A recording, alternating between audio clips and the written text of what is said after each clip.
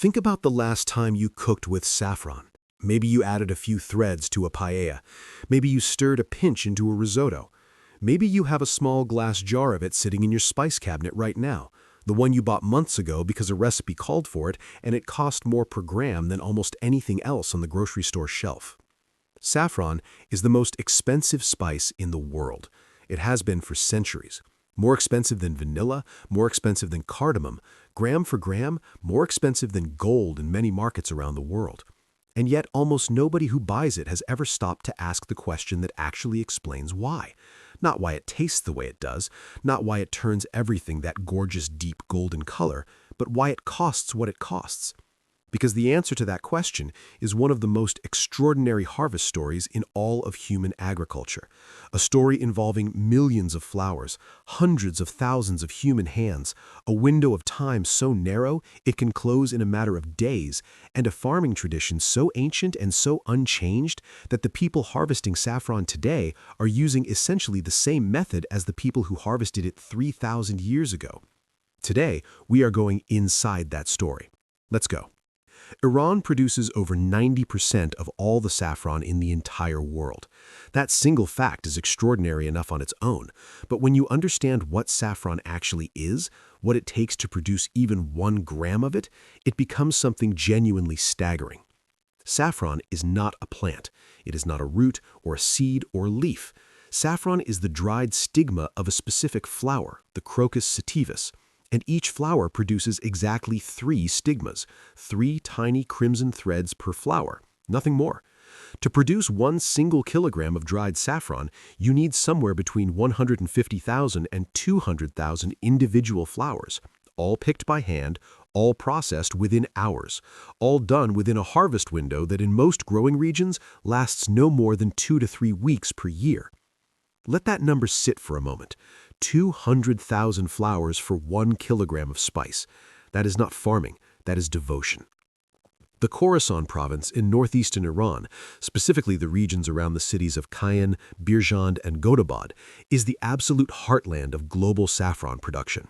The specific combination of altitude, hot dry summers, cold winters, and perfectly drained alkaline soil makes this place almost impossible to replicate anywhere else on Earth. Spain, Afghanistan, Kashmir, Greece, and Morocco also grow saffron, but Iran's dominance is so complete that understanding global saffron means understanding Khorasan. Here's what makes saffron completely unlike any other crop on Earth. The saffron crocus is sterile. It can't reproduce from seed at all. Every single plant on the planet is a genetic clone, grown only by splitting and replanting the underground corms, corm by human hands over generations. That means the saffron you sprinkle in your paella comes from the exact same plant lineage that farmers in these Iranian valleys have tended for potentially thousands of years. Today, the growing cycle begins with planting corms in late summer.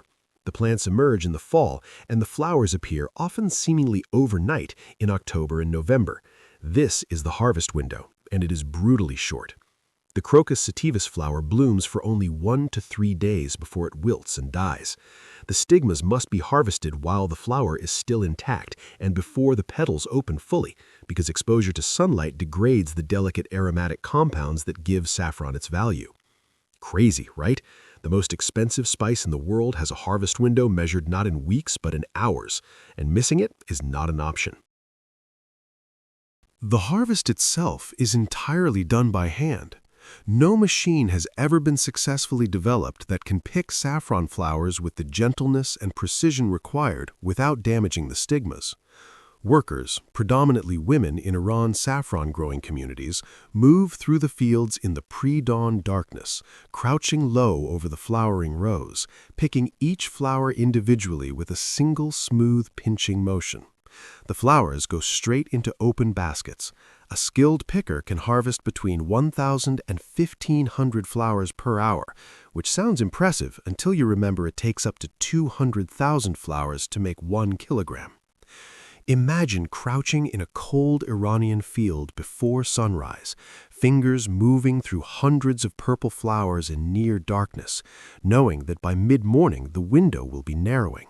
That is the reality behind every jar of saffron ever sold.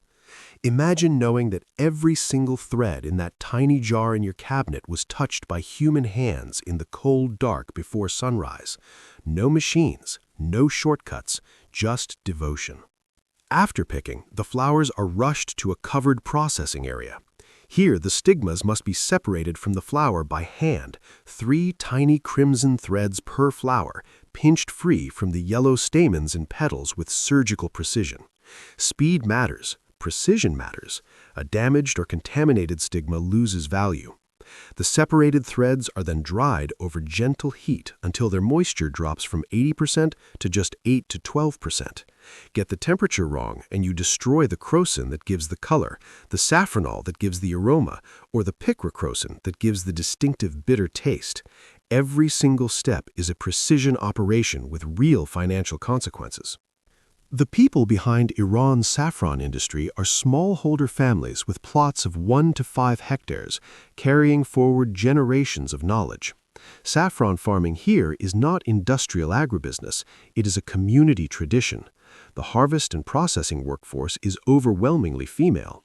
Women in Khorasan have been the primary harvesters and processors for generations, and the skill they bring is recognized as true expertise. In a region where economic options are limited, saffron has become a source of real financial independence for rural women.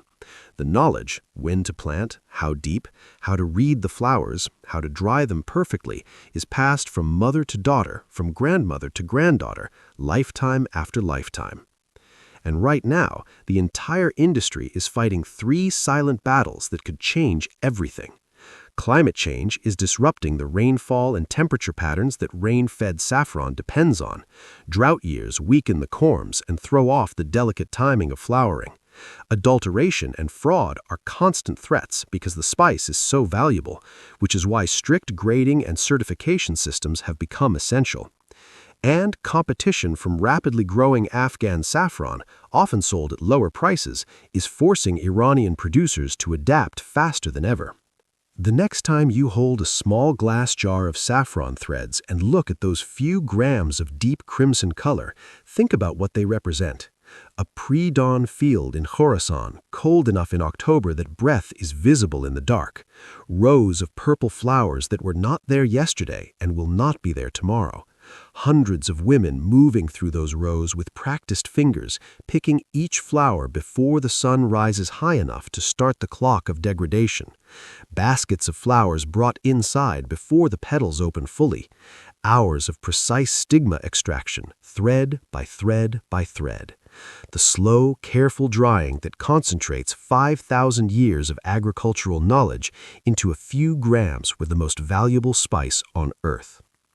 If this video changed how you see that little jar in your spice cabinet, smash that like button. It really helps the algorithm. Share it with someone who loves to cook, and drop a comment. Have you ever cooked with saffron, and what did you make? Subscribe and turn on notifications for more hidden stories behind the world's most incredible foods. Next week, the mind-blowing journey of vanilla, the second most expensive spice on Earth, and the one that almost no one understands. See you then. Before we get into how saffron is grown and harvested, you need to understand something about the crocus sativus plant that makes it unlike almost anything else in agriculture. The saffron crocus cannot reproduce from seed. It is a sterile triploid hybrid, meaning it has 3 sets of chromosomes instead of the usual 2, and it cannot produce viable seeds at all. Every single saffron plant that exists on Earth is a genetic clone, reproduced only by the separation and replanting of corms. A corm is planted in the ground, it flowers, and over the growing season it produces smaller daughter corms around its base. Those daughter corms are eventually dug up, separated, and replanted. That is the only way saffron multiplies. It cannot spread on its own.